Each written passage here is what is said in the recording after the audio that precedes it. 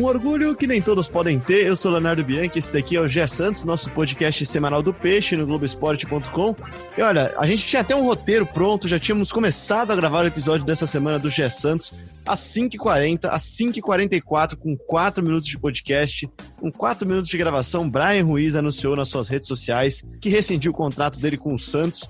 Isso também mudou tudo aqui no nosso podcast, então rapidamente já vou apresentar o nosso time aqui, que está completo hoje para falar sobre Bryan Ruiz e muito mais. Bruno Giuffrida, tudo bem, Giuffrida? Fala, Léo, tudo certo? Realmente tivemos que abortar a missão aí do podcast no momento que o Bryan Ruiz anunciou a rescisão, então vamos para um podcast agora com mais Bryan Ruiz e outras notícias do Santos. É isso, mais dinâmico. Tava com saudades dessa agitação toda, Gabriel, tudo bem? E aí, Léo, e aí, Bruno, aí todo mundo que tá escutando o podcast Gé Santos. Pois é, tava com saudade, Léo. O Santos tava bem parado aí nessa pandemia. Agora, acho que com a volta do Paulistão por perto aí, voltou a movimentar. Mas de uma forma que alegra até os torcedores, que não estavam muito contentes com o desempenho do Bryan Ruiz, mas pode causar bastante prejuízo pro Santos aí. A gente vai falar sobre isso nesse podcast de hoje. Eu vou até te corrigir antes de apresentar a Laurinha aqui, que na verdade não tem desempenho do Bryan Ruiz, né? Não há nenhum tipo de desempenho nos últimos 500 Exatamente. dias. Mas a gente fala disso daqui a pouquinho. Tudo bem, Laurinha? Bem-vinda mais uma vez ao Gé Santos. Oi, Léo, oi, meninos, e oi, ouvintes do Gé Santos. Para completar nosso time aberto na ponta direita, com muita velocidade, tomando seu whey, Arthur Capuani. Tudo bem, Arthur? Tomando meu whey com leite, né? Tô cuidando da minha saúde. Todos nós devemos cuidar da saúde. E agora todo mundo ansioso para a volta do futebol, com essa novidade aí do Bryan, né? Pois é, então vamos começar a falar sobre Bryan Ruiz. Eu já corrigi já no começo falando que não há desempenho para analisar, porque é um número bem simbólico, né? São quantos dias sem jogar já, Giuffrida? São mais de 500 dias, né? É, exatamente. A gente fez uma matéria recentemente dizendo que ele já estava mais de 500 dias sem jogar. Ele não jogou em 2019, não é que ele não jogou em 2020, ele não jogou em 2019, é muito tempo sem jogar. Não tinha nem coronavírus ainda da última vez que o Bryan Ruiz jogou, nem sonhávamos com o novo coronavírus. Não tinha nem Sampaoli ainda, o Sampaoli não tinha nem chegado no Santos ainda. É, então, exato, enfim, exato. O Gabriel acompanhou muito mais essa trajetória do Bryan pelo Santos, né? Porque no ano passado eu não estava cobrindo o Santos, estava no Rio de Janeiro. Pode falar melhor sobre esse desempenho dele em campo, porque tudo que eu acompanhei do Bryan Ruiz foi fora de campo. Nada. Foi só fora de campo mesmo. Gabriel, então pra gente falar do Bryan Ruiz, contextualiza pra gente um pouquinho como é que se deu essa chegada do Bryan Ruiz, porque o Bryan Ruiz ele chega em 2018, chega com uma expectativa muito alta e entrega nada ou quase nada, né? Exatamente. O Bryan Ruiz chegou pouco depois da saída do Jair Ventura, né? Foi em julho de 2018. Quando o Santos estava desesperado atrás de um meia, e a chegada dele teve grande contribuição da torcida, né? Porque a torcida lotava as redes sociais pedindo para que o Bryan Ruiz fosse contratado, baseado ainda no desempenho dele em 2014, quando ele veio jogar no Brasil na Copa do Mundo, e jogou muito bem naquela Copa do Mundo, né? Só que aí passaram 4 anos, né? Então o desempenho de fato já não era o mesmo, ele não chegou naquela condição física que ele tinha em 2014 e não conseguiu se firmar no time. E pegou ainda um treinador que não queria a contratação dele, que era o Cuca. Então o Cuca pouco usou ele. Foram 14 jogos nesses 2 anos de clube, nenhum gol marcado, muitos problemas extracampo, né? Porque a relação dele com a diretoria, como ele deixou claro na nota que ele divulgou, a rescisão dele não era das melhores, eram várias alfinetadas do Pérez nele, enfim, e não jogava, né? Como o Giuffrida falou, em 2019 ele passou o ano inteiro sem jogar, 2020 também, chegou a treinar no Santos B, e pior de tudo, recebia um dos maiores salários do elenco aí para ficar parado, né? Então ele notificou o Santos aí com essa rescisão de contrato, e agora está livre. O Santos já tentava rescindir o contrato dele há bastante tempo, né? Não é novidade para ninguém. Passou o ano passado inteiro tentando rescindir o contrato dele, mas não chegavam a um acordo justamente pelas dívidas salariais, enfim. E o Santos segue com atrasos com o Bryan Ruiz. Então é bem possível, possível nem é o termo, é bem provável que ele entre na justiça contra o Santos e que o Santos tenha mais um problema na justiça aí com o Bryan Ruiz. Acho que a questão toda é que o Bryan Ruiz, na verdade, ele queria receber todo o contrato dele, né? E o Santos queria não entregar todo esse contrato dele, queria rescindir, pagar uma parte ou pagar menos do que pagaria. Laurinha, em 2018, você era a favor da vinda do Bryan Ruiz pro Santos? Não.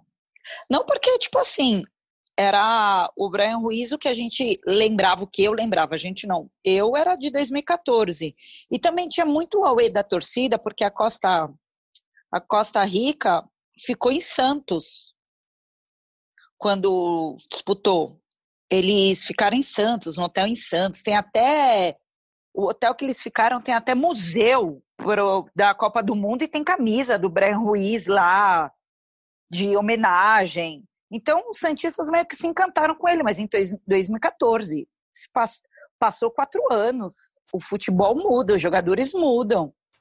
E eu acho que não ia se cair muito bem, mas chegou aí. Compraram a versão 2014, compraram a versão 2018 achando que era 2014, né? É que nem aqueles caras que vão vender carro e conseguem adulterar a quilometragem, sabe? É tipo isso, você comprar um carro em 2018 achando que vai levar de 2014. Não é isso, né, gente? Passou 4 anos. Arthur, você em 2018, então, você também queria a vinda do Bryan Ruiz? Olha, eu não era contra, não, porque o Santos tinha... Fez auê nas redes sociais? Não fiz auê, mas porque também era caro, assim, foi uma aposta cara. E eu, assim, como muitos de nós, não estava acompanhando o futebol do Bryan lá em Portugal. Mas o Bryan, o Santos precisava muito no meio de campo e ele era uma aposta boa. Eu vou falar para vocês, ele é um ano mais novo que o Carlos Sanches. Então, assim, por mais que a rodagem seja grande, o que pesa na passagem dele é muito a postura, a entrega, que é completamente distinta do Sanches. Só que, assim, poderia ter dado certo, assim como deu, por exemplo, com o Sanches. Você não tem, muitas vezes, como ter essa precisão se vai dar certo ou não. Só que, assim, o Santos fez um investimento muito alto no caso dele. Então, você precisaria ter um pouco mais de certeza no movimento que você está fazendo. Eu, na época, não acompanhava o futebol dele, mas você precisa ter acompanhamento de scout, ver o quanto o jogador está correndo. O Sanches, eu tenho certeza que, antes de chegar no Santos, ainda estava voando. O Bryan, pelo visto, não. Então, quando você vai fazer uma aposta cara dessas, você tem que ser um pouco mais preciso, porque o Santos também não tem muito direito de ficar errando, não. E demorou para rescindir, hein?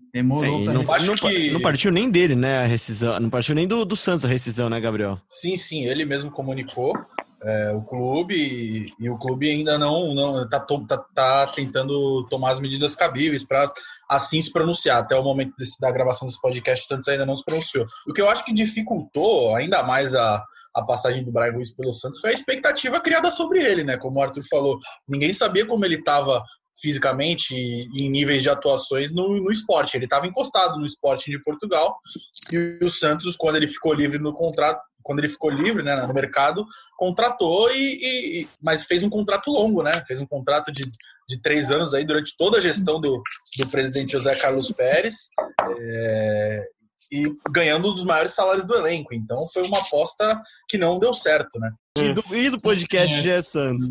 Mas, Gabriel, já que você falou então da proibição de contratações do Santos por causa de uma dívida, o Santos enxerga no seu horizonte uma possibilidade de fazer um caixa, né? De conseguir tentar ter dinheiro para pagar essas dívidas, que é o Lucas Veríssimo, tão sondado, sempre sondado, e dessa vez ele parece ser o nome desejado pelo Watford da Inglaterra, né?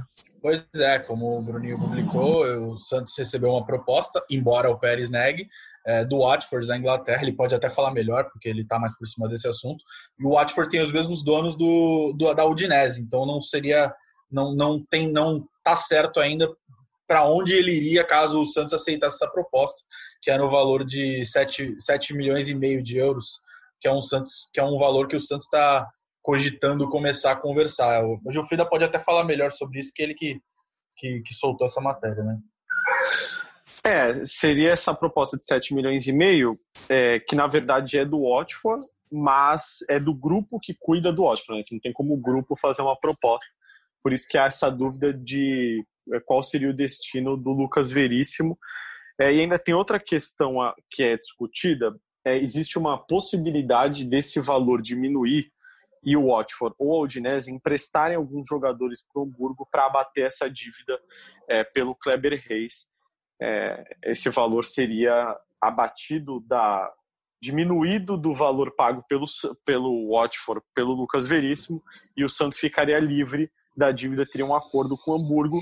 O Hamburgo comunicaria a FIFA e o Santos poderia voltar a contratar, que é o grande sonho do Santos nesse momento. Não é um jogador ou outro, mas é poder contratar um jogador. E falando assim parece fácil, né? Exato. Ter a chance de contratar um jogador, né? Porque a gente falou de trazer o Ricardo Oliveira e logo de cara a gente fala que o maior empecilho para contratar um jogador é que o Santos não pode contratar, né? Fica meio complicado para o Santos.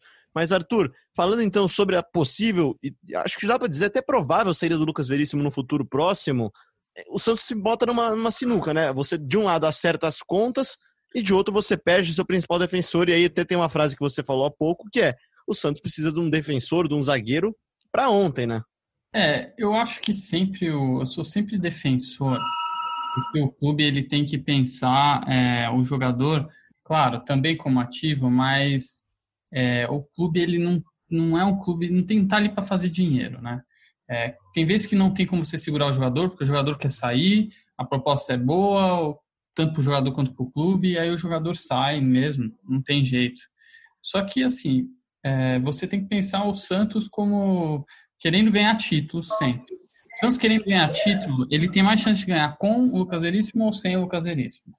Se o Santos tivesse um planejamento, tivesse preparado um substituto, já sabendo que ele pode sair a qualquer momento, já seria outra situação. Você começa a criar um planejamento. Você fala assim, vou perder o Rodrigo, que ele é um moleque muito bom e não tem como segurar, o Real Madrid vai vir com uma bolada de dinheiro. Tá bom, mas quando o Rodrigo sair, quem que eu vou botar no lugar dele? Você tem que sempre pensar isso. Aí, por exemplo, que chega aí o Santos começa a jogar com o Soteldo e com o Marinho, chega o Marinho. Então você começa a planejar, você começa a montar um time já vendo o buraco que vai ter. Não é o caso. O Santos não tem ninguém para suprir a ausência do Lucas Veríssimo. Não teria reserva, né? Se eu não me engano, a gente falou no último podcast. Acho que o Gabriel e o Gilfrida falaram. Isso. O Santos ficaria sem um reserva já com experiência no futebol profissional. Teria da base, né? Garotos recém-promovidos. E a dupla titular seria Luan Pérez e Luiz Felipe. Luan Pérez, que vale lembrar, está emprestado só até o fim do ano. E é importante lembrar que o Santos perde seus dois zagueiros em questão de 6 meses, né? Em um ano. É bom se você ter dinheiro, você equilibrar as contas, o clube tem que pensar nisso, mas e aí?